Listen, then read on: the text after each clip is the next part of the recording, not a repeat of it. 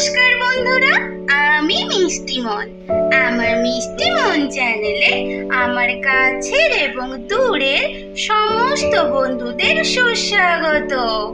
আজকে চলে এসেছি এক অভিনব নতুন রেসিপি নিয়ে, গন্ধরাজি কাতলা। কিভাবে বানিয়েছি সেটা দেখার জন্য তোমাদেরকে আমার রেসিপিটার দিকে কিন্তু নজর রাখতে হবে, একদম কিন্তু স্কিপ করবে না, দেখতে থাকো।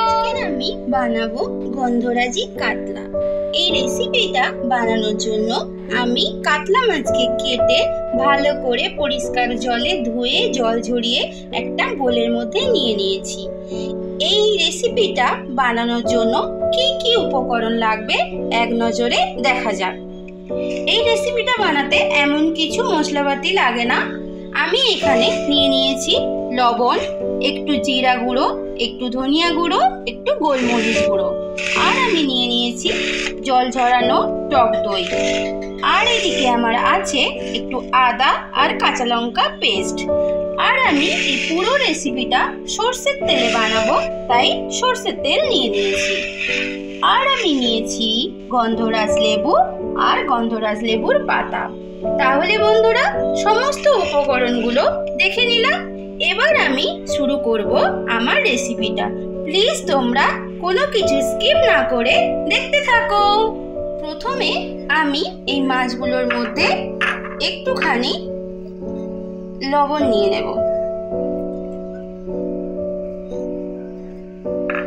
আর আমি নিয়ে নেব গোলমরিচ গুঁড়ো। তোমরা চাইলে গোটা গোলমরিচকেও ক্রাশ করে নিতে পারো, আমি গোলমরিচ গুঁড়ো নিলাম। আর আমি নেব আদা আর কাঁচা লঙ্কা বাটা, যতটা লাগবে আমি পরিমাণ মতো নিয়ে নিলাম।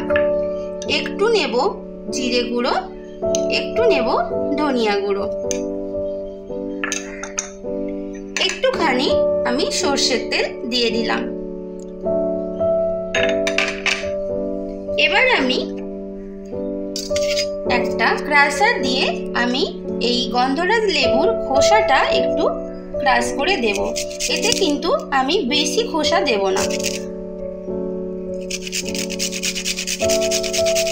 এই দেখো, আমি একটু গন্ধরাজ লেবুর খোসা ক্রাশ করে নিয়ে নিয়েছি। এতে এটা বেশি দেওয়া যাবে না, তাহলে কিন্তু তেতো লাগবে, তাই জন্য আমি একটু অল্প পরিমাণে নিয়ে নিলাম। এবার আমি সমস্ত উপকরণগুলো একসাথে ভালো করে মেখে নেব। এই রান্নাতে আমি কিন্তু কোনো রকম হলদি পাউডার ইউজ করব না। ভালো করে মেখে নিয়ে ফিরে আসছি। তো ইনগ্রিডিয়েন্টস আমি মেখে নিয়েছি। এইবার আমি এর মধ্যে একটুখানি গন্ধরাজ লেবুর রস দিয়ে দেব। এই গন্ধরাজ লেবুর রসটা দিলে কিন্তু মাছটা থেকে একটা কাঁচা স্মেল যে আসে সেটা কিন্তু আর আসবে না। যেহেতু আমি মাছটা কাঁচা রান্না করব, তার জন্য কিন্তু এই রেসিপিটাতে লেবুর রসটা খুবই জরুরি। কিন্তু আমি তো গন্ধরাজ কাতলা বানাচ্ছি, তাই গন্ধরাজ লেবুর রসটা দিলাম। ঠিক আছে, এবার এই সমস্ত উপকরণগুলো আবার লেবুর রসটার সাথে ভালো করে মিশিয়ে আমি কিছুক্ষণ ম্যারিনেট করে রাখবো। অ্যাটলিস্ট 10 মিনিট তো আমি ম্যারিনেট করে রাখবো, তাহলে সমস্ত মশলাগুলো মাছের মধ্যে সুন্দরভাবে চলে যাবে এবং মাছটাও সুন্দর নরম হয়ে যাবে। একটা বোলের মধ্যে আমি কিছুটা টক দই নিয়ে নিয়েছি। টক দইটাকে এবার আমি ভালো করে ফেটিয়ে দেব।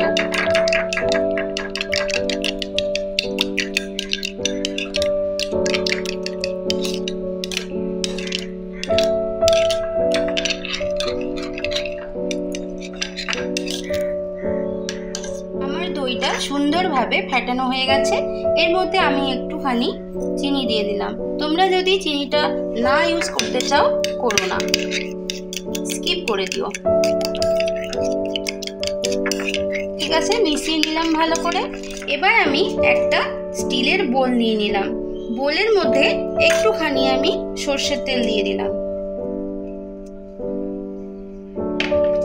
সর্ষের তেলটা ভালো করে ঘুরিয়ে নিতে হবে। এবার আমি যে মাছগুলো ম্যারিনেট করে রেখেছিলাম সেগুলো এই বোলের মধ্যে আস্তে আস্তে করে ট্রান্সফার করে দেব।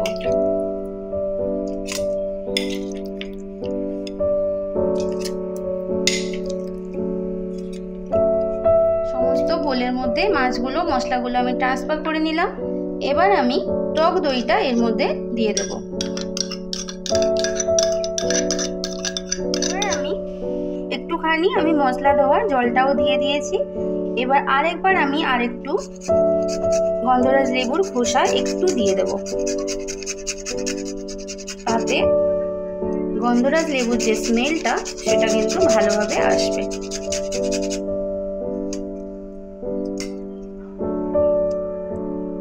দিয়ে দিলাম। লেবুর রসটাও আমি আরেকবার একটু দিয়ে দিলাম। এবার আমি এই যে গন্ধরাজ লেবুর পাতা আছে সেটাকে আমি ছোট ছোট করে কেটে দিয়ে দিলাম। এই দেখো সমস্ত কিছু আমি সুন্দর করে সাজিয়ে নিয়েছি।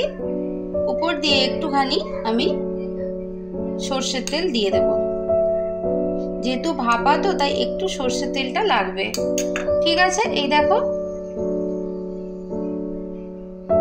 বন্ধুরা, আমি গ্যাসের মধ্যে একটা কড়াইতে জল বসিয়ে দিয়েছি, একটা স্ট্যান্ডও দিয়ে দিয়েছি। এবার আমি মধ্যে আমার বোলটা বসিয়ে দেব, দিয়ে আমি ঢাকনা দিয়ে দেব। ঠিক আছে বন্ধুরা, একটু পরে ফিরে আসছি। এই দেখো বন্ধুরা, এবার আমি ঢাকনাটা খুলে দেখব আমার রান্নাটার কি অবস্থা। এই দেখো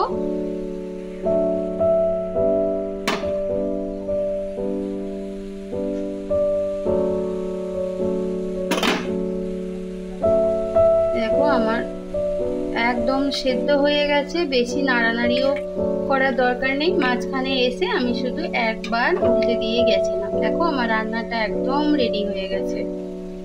ঠিক আছে, ফিরে আসছি একটু পরে বন্ধুরা। দেখো বন্ধুরা, আমার গন্ধরাজি কাতলা একদম রেডি। আমি সার্ভ করে নিয়েছি, ডেকোরেট করেও নিয়েছি। দেখো দেখতে কত সুন্দর লাগছে। রান্নাটা কিন্তু একটু হোয়াইট হবে, কারণ কি আমি তো এখানে হলুদ কোনো ইউজ করিনি, তার জন্য টেস্ট কিন্তু খুবই ভালো হবে। ভাতের সাথে তোমরা, ফ্রাইড রাইসের সাথে তোমরা এটা কিন্তু ভালোভাবেই খেতে পারো। ঠিক আছে, আমার চ্যানেলে যারা পুরনো বন্ধুরা আছো তারা তো আমাকে সাপোর্ট করছো, আমার ভিডিও সব সময় দেখছো। কিন্তু আমার চ্যানেলে যারা নতুন নতুন বন্ধুরা আসছো, তোমাদেরকে একটাই রিকোয়েস্ট, আমার চ্যানেলকে সাবস্ক্রাইব করে নিয়ে আমার পাশে থেকো, বেল আইকন অবশ্যই প্রেস করো। তাহলে বন্ধুরা, আজকের মতো তোমাদের থেকে বিদায় নিলাম। ফিরে আসবো নতুন কোনো এক রেসিপি নিয়ে। ততক্ষণ তোমরা সবাই ভালো থাকবে আর সব সময় হাসতে থাকবে। টাটা।